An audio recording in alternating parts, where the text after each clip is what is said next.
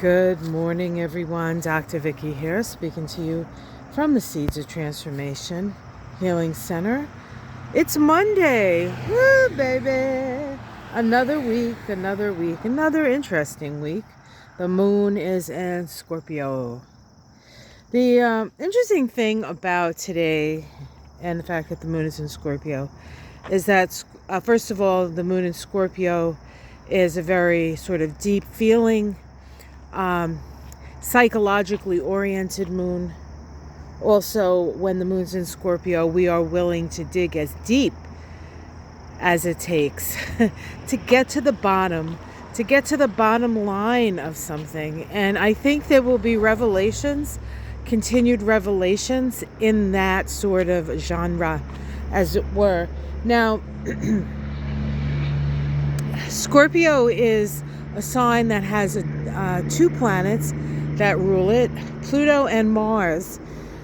Traditionally, it was Mars ruled because we didn't know Pluto existed. Pluto was only discovered in 1930.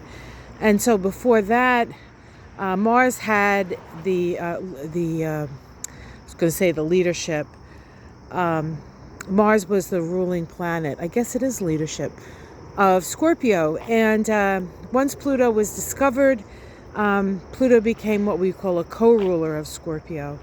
Now, the relationship between Pluto and Mars in your chart or in the sky now is a reflection of your desire nature, your unconscious desires, Pluto, the desires of the soul, Pluto, and how we get those desires met, Mars.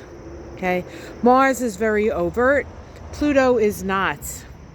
And so when they interact with each other in your chart, or when we look at somebody's chart, we see the relationship between Mars and Pluto. Now, sometimes Mars and Pluto do not have an aspect, meaning that there's not a specific degree aspect in which they will interact with each other.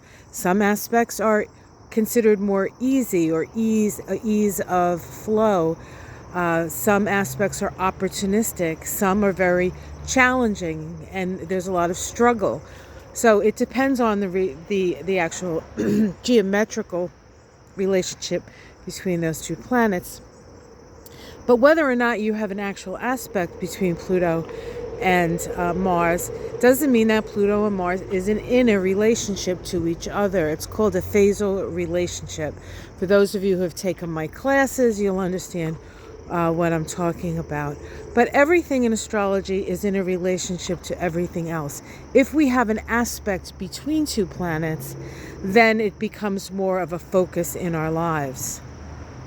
Now, this whole mini lesson on Pluto and Mars, there's a reason, and the reason for that is today we have something called a cesco quadrate between Pluto and Mars. Cesco quadrates are aspects along what we would call the evolutionary gateways, and because Pluto is an evolutionary engine, we evolve through Pluto.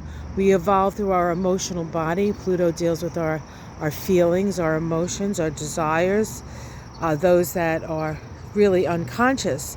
And the relationship of Pluto and Mars, whether it be in your chart or in the sky, will indicate at what level, what part of this evolutionary process is Pluto and Mars at. And the cesco quadrate is considered an evolutionary gateway. It's 135 degrees. It corresponds in the natural zodiac with about 15 degrees of Leo.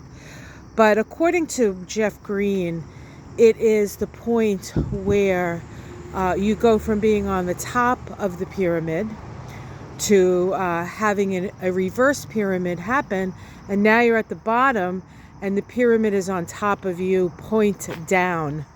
So you have so imagine you're laying down and there's a pyramid squishing you from the point, and then the base is sort of up in the sky, right? A reverse pyramid. There's actually one of the decks, the fountain deck, has this as the card for the tower. which I find very apt. So what is this aspect about? Well, let me just give you a little bit on the aspect, how you may experience it today. It says, our desires are intense and difficult to satisfy. A tendency to bully, a willingness, a tendency to bully. What can we do about this? A willingness to change your mind on how to get your desires met. So this requires a mental adjustment, but really the mental adjustment generally comes after the reversal. So what does this mean? It means that we may see people who were at the top of their, we'll say, game, the top of the mountain, the top of the hill, suddenly have reversals, being held accountable, being required to shift how they go about getting their needs met. Now, this can be very towerish, if you like, or it could be more subtle. It depends on how open you are to changing your mind about something. So we will see how that manifests itself out in the world. But you yourself, you can't push the river today. You have to be willing to look at it from a different perspective. There can be reversals. However, those reversals are not necessarily fatal. What it really means is that you need to